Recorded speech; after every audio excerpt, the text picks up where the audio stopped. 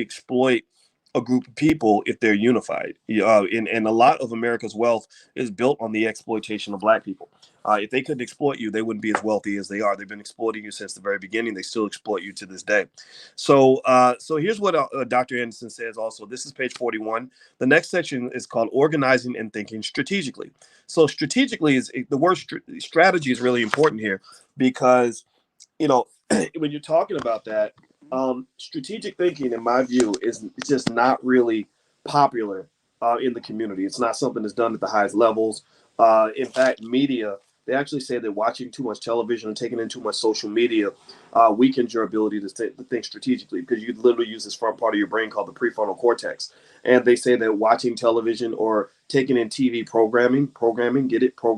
getting programmed, that actually weakens your ability to just sort of break things down and understand things, right? So ultimately, and then when you look at statistics that show that black people watch more television than anybody else, and that we are on social media more than everybody else, that fits into that narrative of not thinking strategically, not using higher level reasoning. Most of the music that you might hear that features artists from our community focuses on those lower chakras and those lower vibrational frequencies, that lower level thinking. Basically like sex and money and violence and just very low level ideas, nothing really high level. And that's kind of the challenge that you're up against. So he talks about organizing and thinking strategically. And what Dr. Anderson says here is that it must be clarified that the possession of power does not guarantee wealth, nor does wealth always guarantee power. But contrarily, the lack of power can guarantee poverty, and poverty can always guarantee powerlessness. So he says, look, being rich doesn't make you powerful. Being powerful won't automatically make you rich. But being powerless will almost always make you poor. And also being poor will almost always make you powerless. So if you want to really talk about this term black power that's used on a regular basis, I think used way too loosely. It seems to me that the ultimate black power plan would be to make wealth a central piece of black education. We must take over that whole process. What they teach your kids at school is not adequate enough for them to be empowered in this society. Do you hear the words that are coming out of my mouth? You must ensure that you have in your mind a clear agenda for your children so that nobody else puts their agenda in front of yours. I don't, with my kids, I don't care if they go to school and they learn about Billy, having two daddies or the pronouns or the environment or immigration or all these political issues. I don't care about any of that. What I care about is, can you feed yourself? When that white man, comes in and decides to disrespect you, can you tell him to kiss your black ass and walk out that door? That's the question. That's what I say to the kids. I told yesterday I was teaching my son about something I talked about on the Breakfast Club called FU money.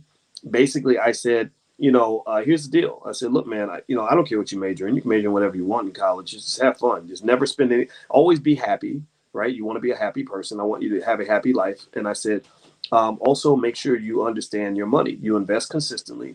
You learn how to start businesses. You network with the right people. Be a good person. That way people want to work with you because you're adding value to your relationships, which is going to make them bring you in on business deals.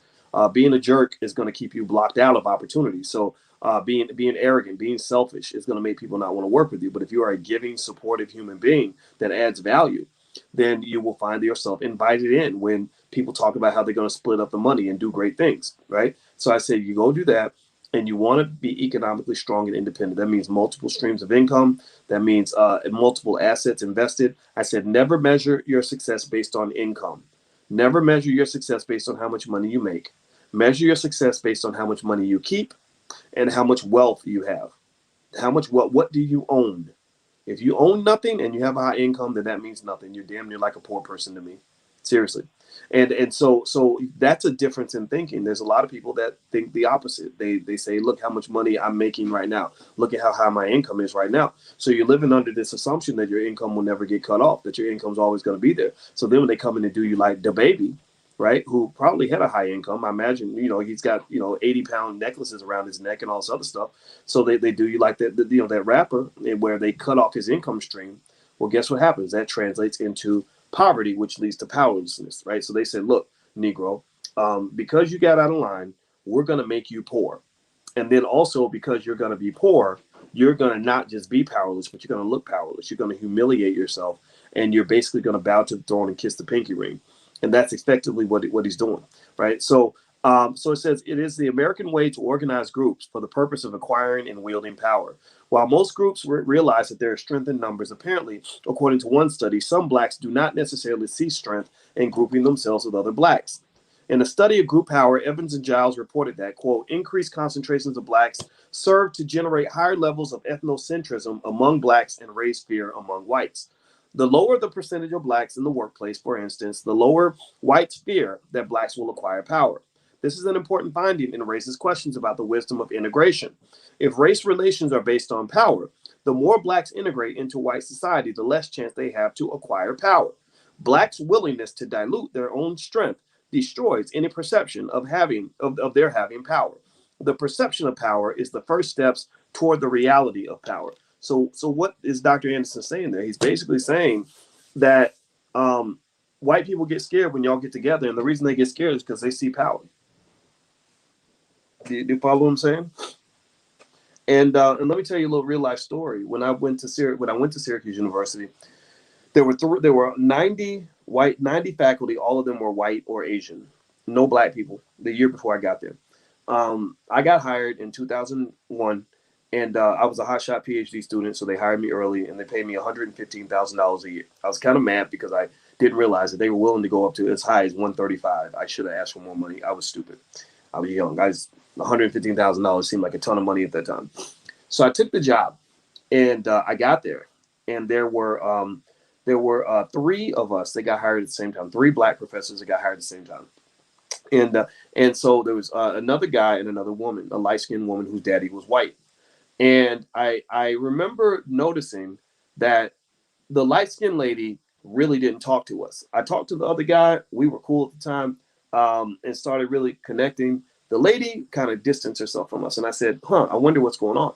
So I called her and I said, hey, I just want to introduce myself and let you know, hey, I think that we should, just talk and connect. And that way we all know what's going on and we can kind of share information, stuff like that, right? Strength in numbers, strength in unity, strength in power. Let's get together. Let's, form a coalition. And I said, and then I made a joke and I said, because if I didn't know any better, I would think you were deliberately trying to stay away from the black people. And she said, actually, I am. And I said, what? And so she said that she didn't want to give the perception. She didn't want to make the white people nervous, basically. And that was my impression. My impression from that conversation was that she didn't want to make white people nervous by being seen with black people all the time.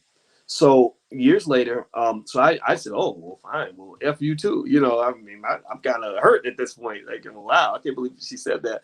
And so I'm assuming that life is going great for her.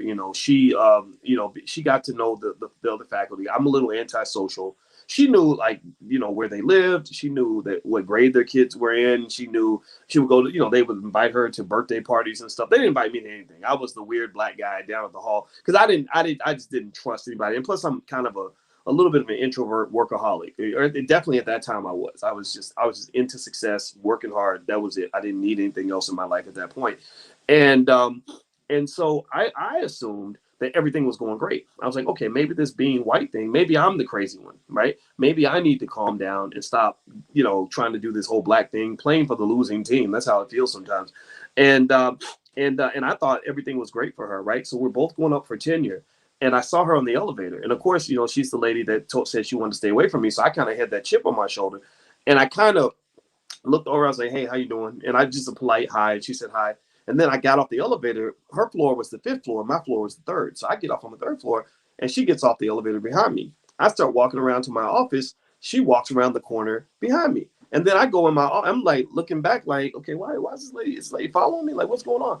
And I walk in my office, and as I'm shutting the door, she puts her hand in and says, hey, Boyce, can I talk to you for a minute?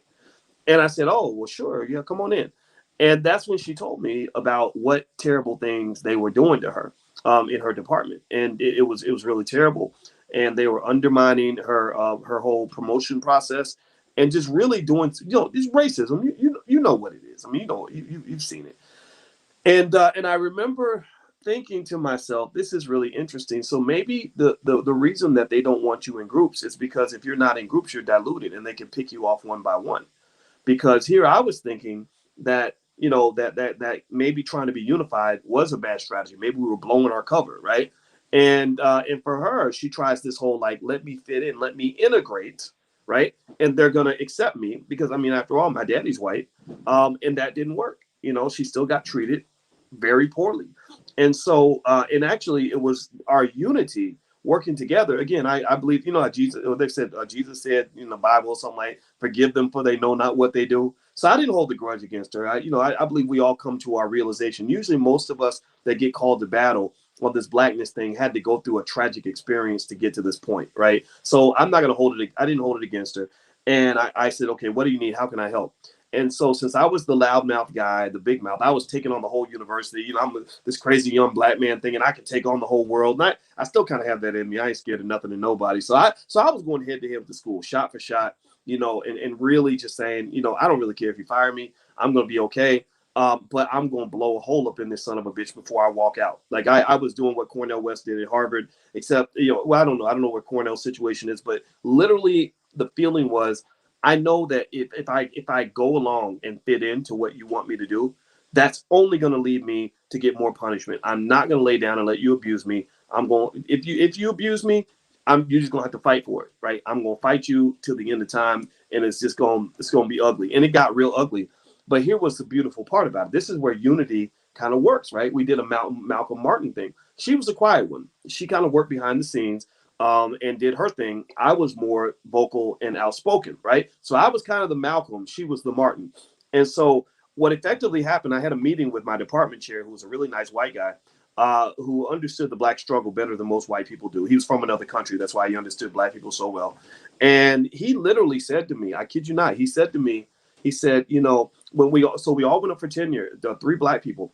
And he said, you do understand that she probably wouldn't have got tenure if it wasn't for you raising hell. Like I didn't get tenure. I got they told me get lost or whatever, and I got like $400,000 in a severance package, so they wouldn't because they didn't want me to sue them. But for the most part, it was like, okay, we want you just out of here because you're too much trouble.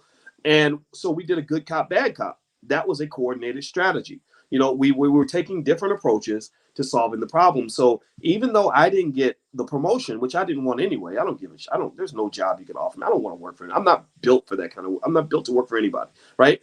She got the promotion she was looking for. Right. And that was to me awesome, because here we were with different ideologies, different approaches, but we came together and said, look, let's be B1 right now. You know, you see the world differently from me, but I'm black, you're black.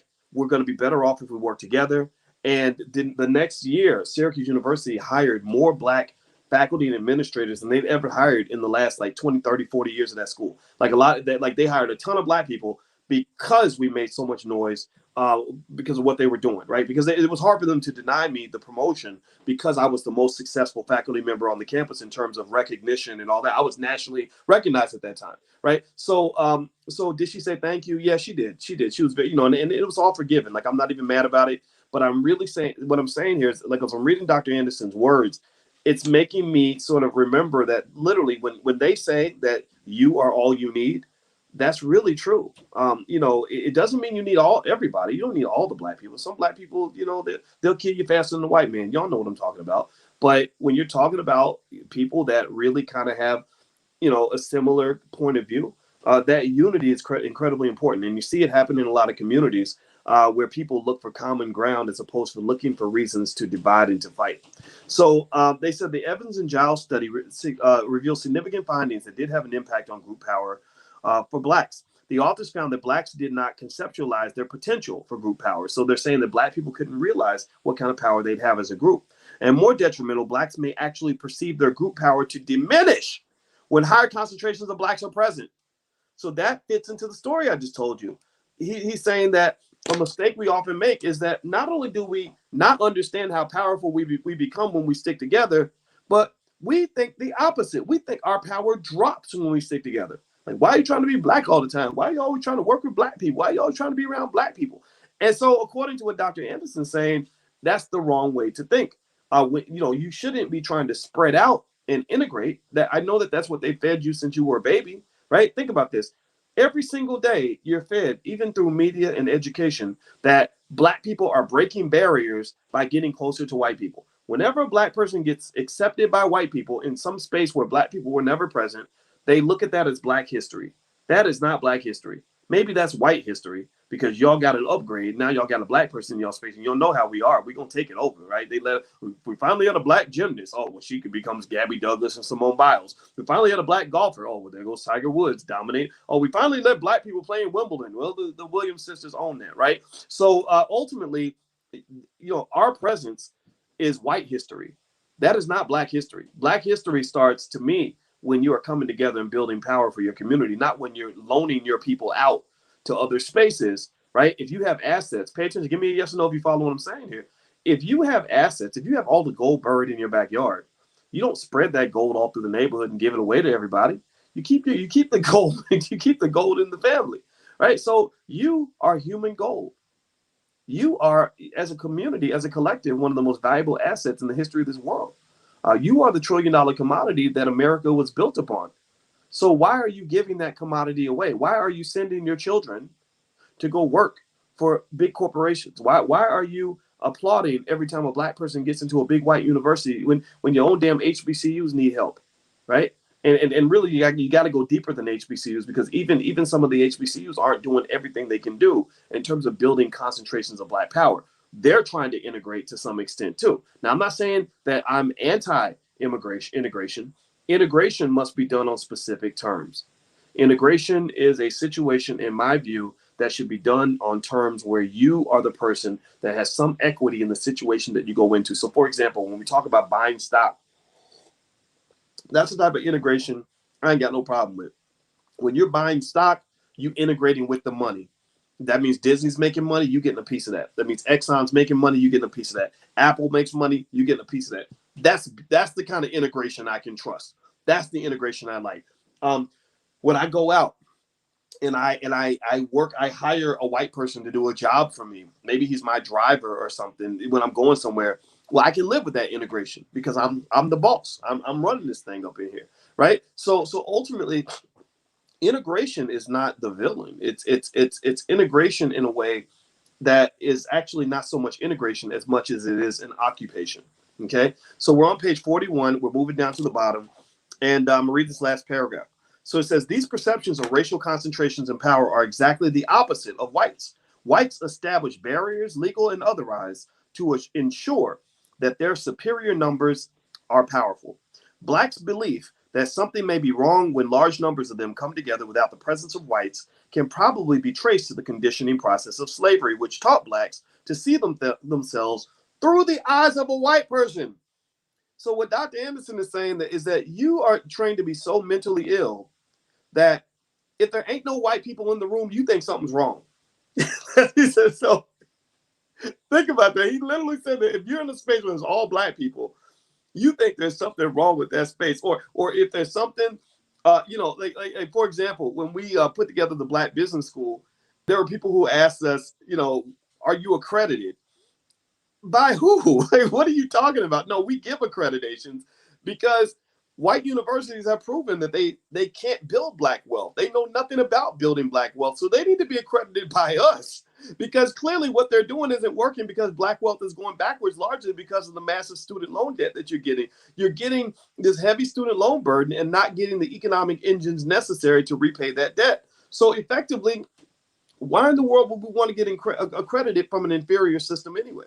Right. So a lot of times, so what he's basically saying is that you're conditioned to believe that white people should be in the room whenever you're doing anything that matters. So let's keep reading. He says, so it taught blacks to see themselves through the eyes of a white person, thus reversing years of self-deprecating thinking, low self-esteem, and slave conditioning, and organizing to achieve group empowerment goals will require careful strategic planning. Blacks must organize around new principles and purposes in order to confront the political and economic realities facing them. To their credit, black intellectuals in the ante and post-bellum periods did try to organize and plan. This is some black history for y'all now. You probably didn't learn this in school. They shared resources and demonstrated some community-oriented accountability by establishing planning forums and advocacy organizations through churches and benevolent societies. Their effectiveness was limited by the meager financial and material resources and lack of access to power sources. However, they did have an impact on the attitudes of the black masses, especially during the most oppressive times. Some noteworthy planning organizations that were singularly committed to black people were established during several historical periods. The Negro Convention Movement of 1830, the Niagara Movement of 1905, the African Community League in 1914, the Universal Negro Improvement Association of the early 1900s, and the National Negro Congress of 1936. Clearly, blacks felt a recurring need for national planning and research, but there was no commonly accepted goal. Let me underline that. No commonly accepted goal or established public policy for blacks. Differing philosophies and political personalities confused the issues and bogged down the organizations. In the recent past, blacks organized over specific issues such as discrimination, crime, unemployment, or voting rights. As stated earlier, the organizations either faded when the issue faded or lost potency and became non-threatening advocacy groups. So that's the two things you got to watch out for, right? If you organize just around one issue or one event, like, hey, y'all, they shot a black man. Let's all form a group to fight against this. Okay, well, then the group will disappear when the issue disappears, right? Also, he's saying that that they fell apart mainly, let's see, what was this? They became advocacy groups. So they kind of got neutered, right? And I think the neutering might be linked to the money. When you look at some of the groups, the other neutered groups in our society, maybe the NAACP at the top of the list, some would say the Urban League to some extent. The common theme that I see is that white people's money and their butter biscuits are warm, delicious, and tasty, right? When you get to the point where, again, because you've been conditioned to believe that white validation is incredibly valuable for you, when you start doing effective work and they start recognizing you and validating you and giving you awards and money, then that can distract you from your purpose. So, for example, so that's why, for example, I know with the Black Business School, one thing I said from the beginning is I don't want to take any money from corporations. I don't want to take any money from the government, and that's hard. That's hard, right? Because you're raising money to do things. It's difficult, but it's important because money typically comes with a transfer of power. So when you're taking money from anybody, if you look at the rapper DaBaby right now, and what he's going through in terms of being really just publicly oppressed, a lot of that oppression only occurs because of where his economic base existed. So you must be very thoughtful about where you're getting your resources, because that's going to determine how you make decisions moving forward. All right. So let me see. Let me keep going. Okay. So page 42, second to last paragraph. One of the first known and longest lasting attempts by blacks to establish a national planning group was the Negro Convention movement, which began in 1830 and continued through the Civil War.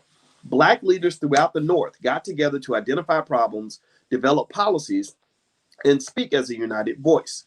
The movement was followed by the Niagara Movement. In 1905, W.E.B. Du Bois, John Hope, Maurice Trotter, and other vocal young black intellectuals met in Niagara Falls in Ontario, Canada, and founded the Niagara Movement. This organization was primarily political in its objectives. Its leaders strove to seize the leadership of Black America from the more conciliatory emphasis of Booker T. Washington. Further, they wanted to establish a platform from which to condemn the white prejudice that they found all about them. They hoped to resurrect the spirit of the angry abolitionist leadership that preceded the Civil War. In the early 1920s, chapters of the Universal Negro Improvement Association sprung up all over the nation. It was the largest mass organization in Black history.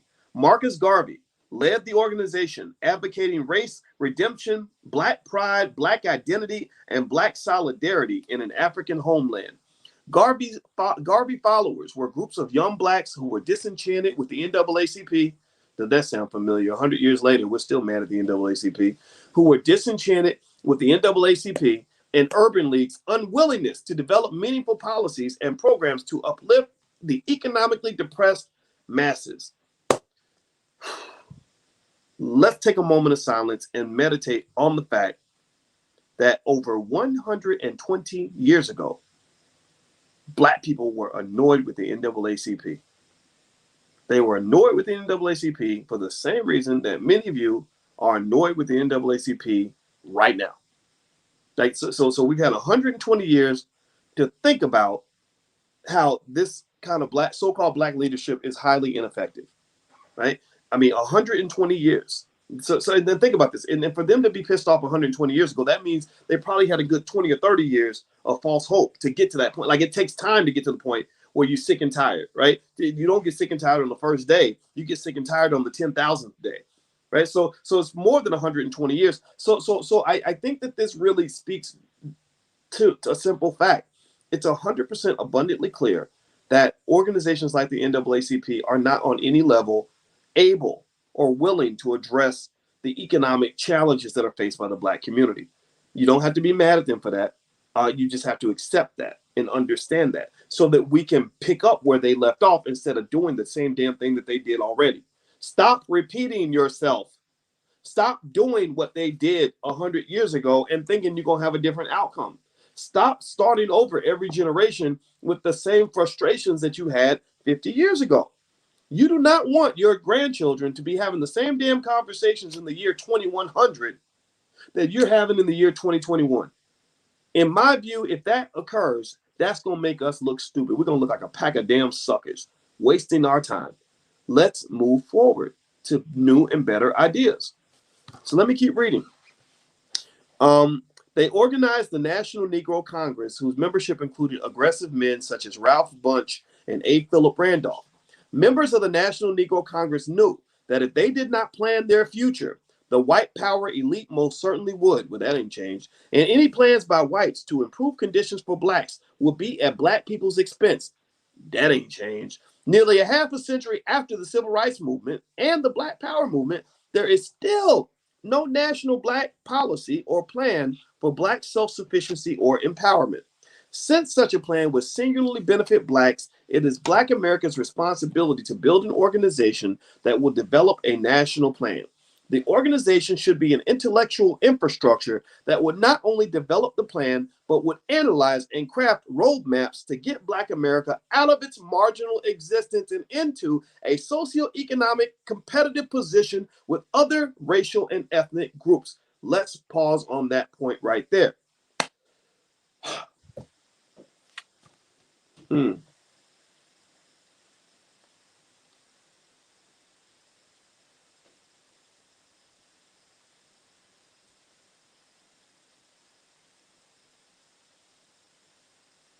Okay, here's why I took a moment. I need us to think about this for a minute.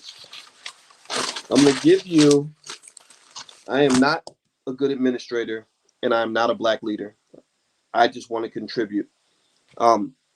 Here's what I propose. This is, so pay attention to what's being stated here. We got to really focus on this point in the book.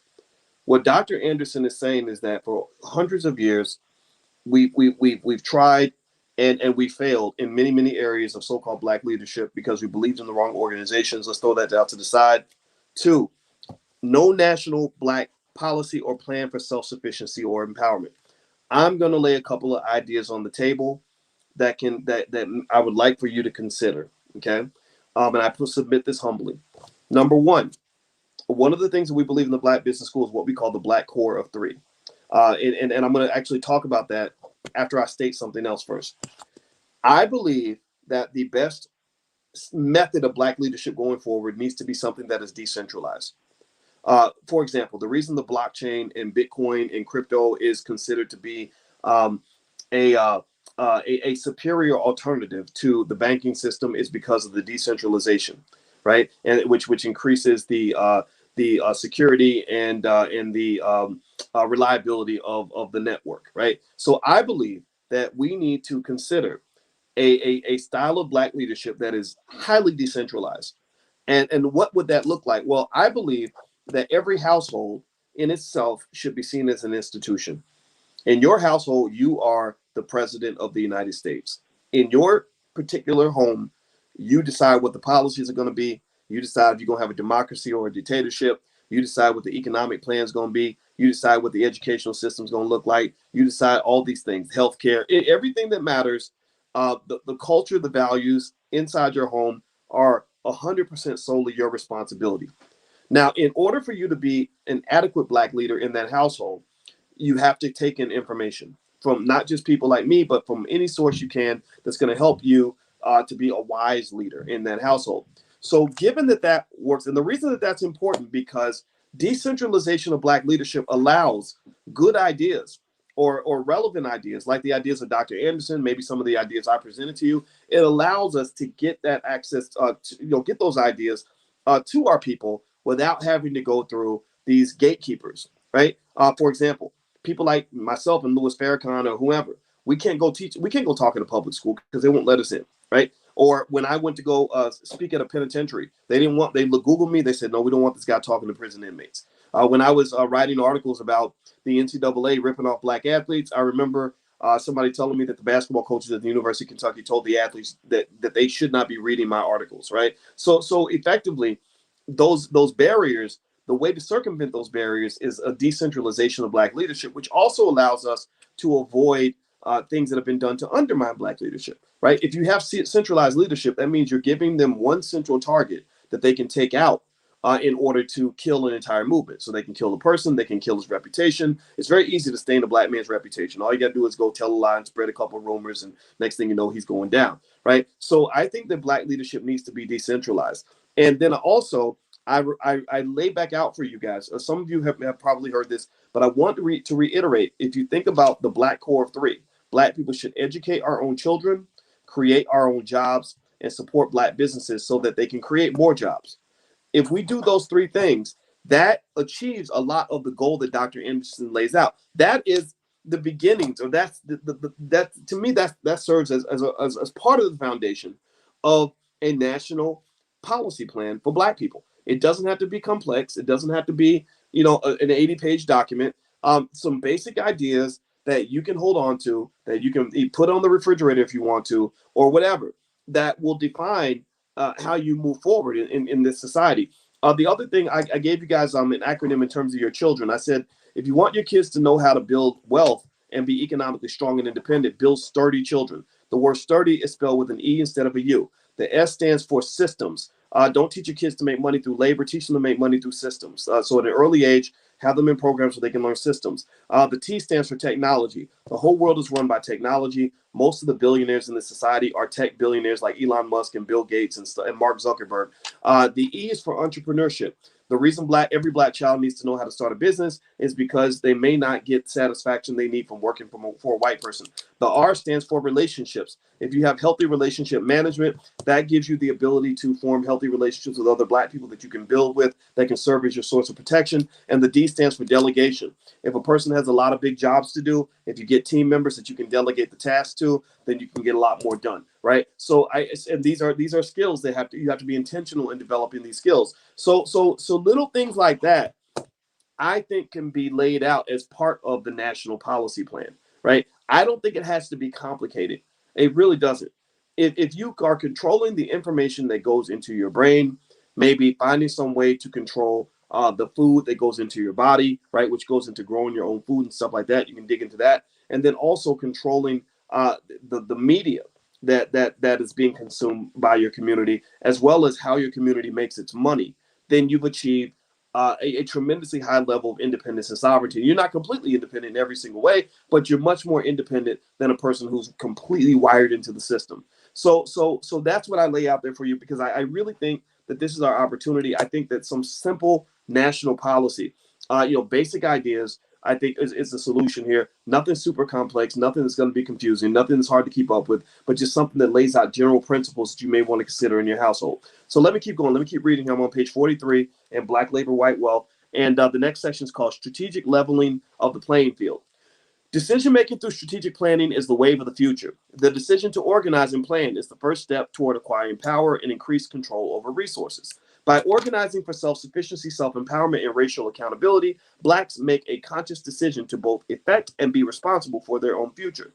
Blacks have paid dearly for entrusting their future to non-Blacks. If the lesson has been learned, so that goes into letting people educate you and teach you things, right? If they're planning your future, telling you to go to school and get a job and all this other stuff, then they're planning your future.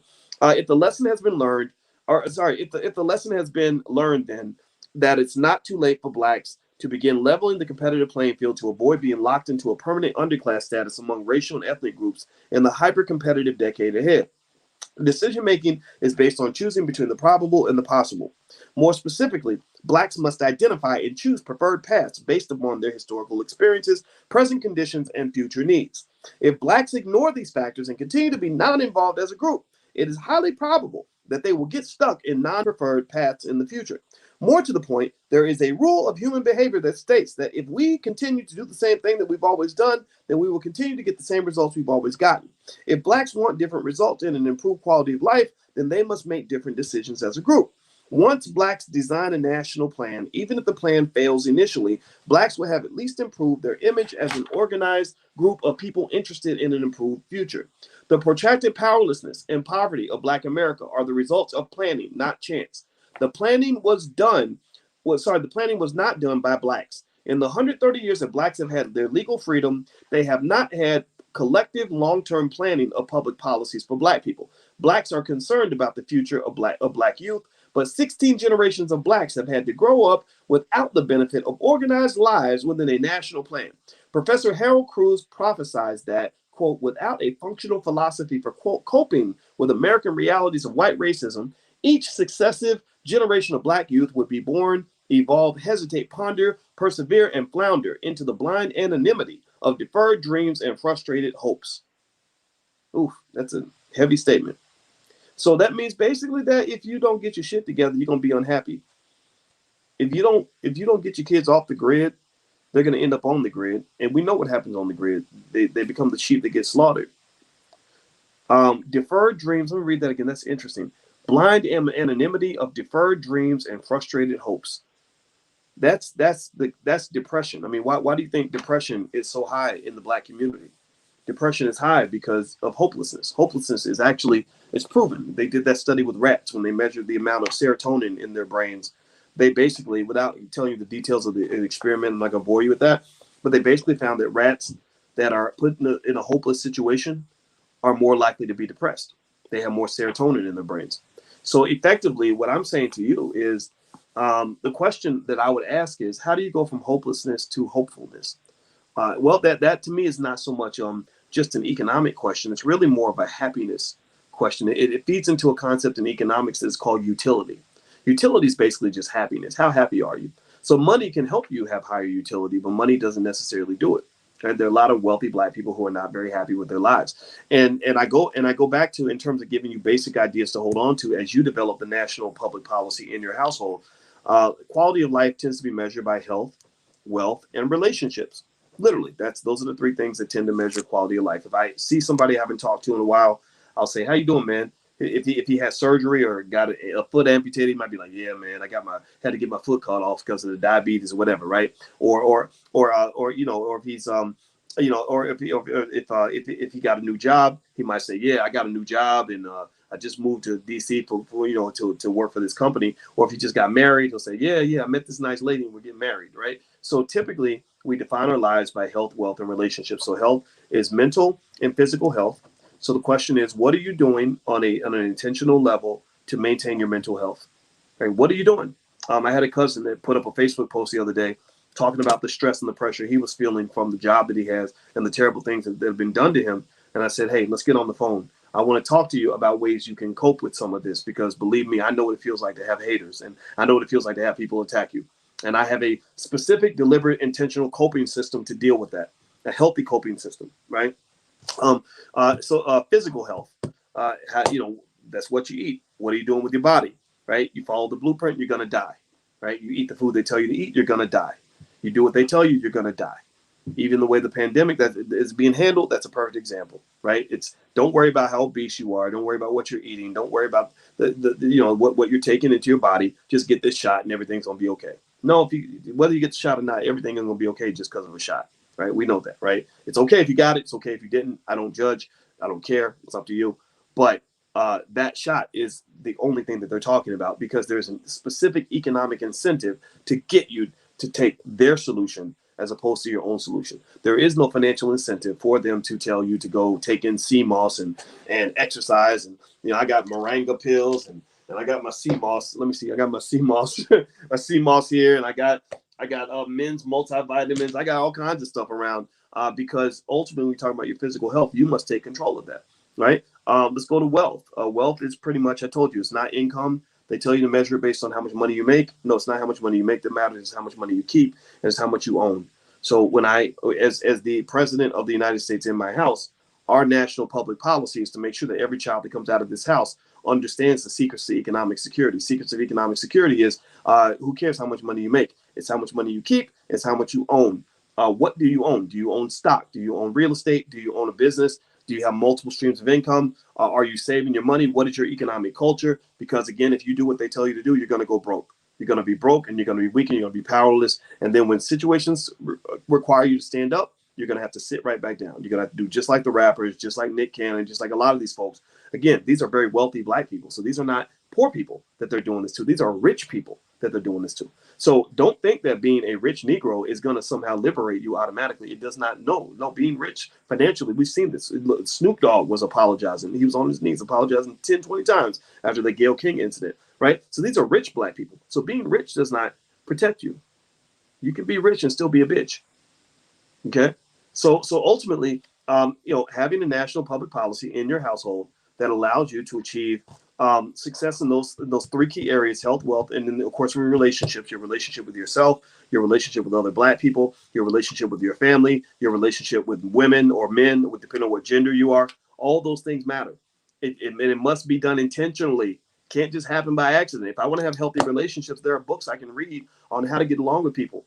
There are literally books, 7 ways, how to make friends and influence people. Books on how to be a good person, how to get people to like you, how to be a great teammate, how to run a. Do you know I actually have a leadership coach. Her name is Nicole Price, and Dr. Price and I get together. Specifically, we talk about ways I can stop being such a jerk sometimes. Like things that I say publicly, she'll say, "Boyce, that was a little bit rough. You gotta say it different. Here's another way you can achieve the goal," right? And I'm like, I know, Nicole, it just comes out of me. I can't help it, and we work through that, right? So ultimately, and why do I do that? Well, I do that because I want to have a better relationship with the people that matter to me, right? Starting with you. Going to my family. I want to have a good relationship with my woman. I want to have a good relationship with my kids, because when you have healthy relationships with other people, you can build to oblivion. Peace and prosperity go hand in hand. War creates destruction and failure and misery. Everybody's miserable when everybody's fighting. There's no war you will ever win where you're not miserable while you're fighting that damn war. Even if you're the winner, you're still miserable. You're still bleeding at the end of the day. Black people are trained to fight. And you see it all over the place. You see it on the internet. You see it on TV. You see it in your communities. You see it in your own damn family. So intentionality is the key here. If I'm designing a Black-owned educational system, it's easy. I just say, okay, let's focus on health, wealth, and relationships. How do we make sure these kids are mentally and physically healthy? How do we make sure that they're financially secure? And how do we make sure that they're just good people that are able to connect and build with other Black people? If a person has those 3 areas mastered, then they cannot lose. They're going to win. You're going to win individually. You're going to win as a collective group. So it doesn't have to be complicated. That's my point. You don't need some detailed policy that's all complex. Don't get me wrong. Maybe if you have political scientists and stuff out there that can write all that stuff, I'm not gonna write all that. I'm gonna keep it real simple for you. So and I know these things work because that's my life now. I can stay right here in my office in my basement and not really be bothered by anybody for the rest of my life, right? So anyway, let me keep going. Conclusion: Blacks have made relatively little progress from slavery to today because we still have not acquired the necessary resources of power to create positive change in our marginal conditions. People who use their individual means to build collective wealth and power understand that there is strength in numbers. Blacks have yet to recognize or act upon this truth. The Black vote alone will not ensure Blacks a respectable status or a new role in America. The vote must be backed by a national plan of public policy specifically designed to help Blacks achieve economic self-sufficiency and self-empowerment. So he said the vote alone is not enough, that the vote must be backed. So you think about the vote like a car, the body of a car, right? So a body of a car, even if it's the nicest car in the world, if you just have the body means nothing if it doesn't have an engine, right? So if you have a body of a car with no engine, what's that car going to do? Is it going to move? How fast will that car go? Somebody tell me. Is that car going to move at all? No. That car's going nowhere, right? So you voting without anything backing up your vote means that your vote is pretty much worthless. That's at least that's what Dr. Anderson is saying. You can debate that. It's up to you. But what he's saying, though, is that the vote, if it's backed by a national plan of public policies specifically designed to help blacks achieve economic self-sufficiency and self-empowerment, then your vote can mean something. Now you're voting for something. So I'm voting so that I can implement policies that will help us achieve economic self-sufficiency and self-empowerment. So focusing on that in terms of not just the body of the car, but the engine of the car and the tires in the car will allow you to build a better car. Okay. All right. So what I'm going to do is we've done this for an hour. And usually after I'm done reading in Dr. Anderson's book and kind of breaking it down, I get mentally tired and I have to go take a nap or something. So I'm going to go ahead and shut it down for this week. I want you to think about what we covered. And every Wednesday at 8:30, we're going to get together for the book club. Those that are listening online, you can go to blackkeystogreatness.com and sign up for free. You also get free access to my life class. If you do that, feel free to just jump in, and I'll send you an email to remind you next week, 8:30. We're gonna go into chapter 3, called Impediments to Empowerment and Economic Justice, and we're gonna start reading from chapter 3, and I'll break that down for you too. Okay, so bring your kids if you don't mind your kids. If your kids don't mind me, popping out a cuss word every now and then. I apologize for doing that. I would say that I'm going to stop, but I'd be lying because I can't help it. Blame it on my daddy. But bring your family. This is the kind of stuff that we need. This is the education I think that we all need as a people. All that other stuff may or may not be beneficial, but this is the kind of stuff that helps you understand the world so you can figure out what your personal power plan is going to be. Okay. All right. Last but not least, don't forget, we're getting ready for the All Black National Convention. The end of October is when it's going to happen. The weekend of October 31st. So that Thursday, or I think that Friday through that Monday. So it's 4 days. It's going to be in Orlando. It's going to be awesome. We're going to have a lot of stuff there. We're going to have all the economic stuff. We're going to have some political stuff. We're going to have some speed dating. We're going to have a masquerade ball. We're going to have some business speed dating where you can find business partners instead of romantic partners. We're going to have the Black Excellence Awards. We're going to do a lot of really cool stuff. So go ahead and mark that on your calendar, and I will let you guys know. The tickets will go on sale in about a couple of weeks, and we've already put down the deposit on the venue, and everything is big and it's beautiful and it's amazing. Also, the hotel has agreed to give us a really good discount on the rooms, so we'll give you a link where you can go and get your room, and I think it's about $149 a night or something like that, and they're normally about $250 a night. And the resort is gorgeous. There's 9 restaurants and all kinds of activities and basketball courts and golf courses and all kinds of stuff there. So you guys are going to love it. It's going to be first class, 100% first class, 100% Black excellence. You guys are going to love it. And I will tell you guys more about it as time goes on. All right. So have a good night. God bless you. Love you guys. I'll see you soon. And take it easy. Bye-bye.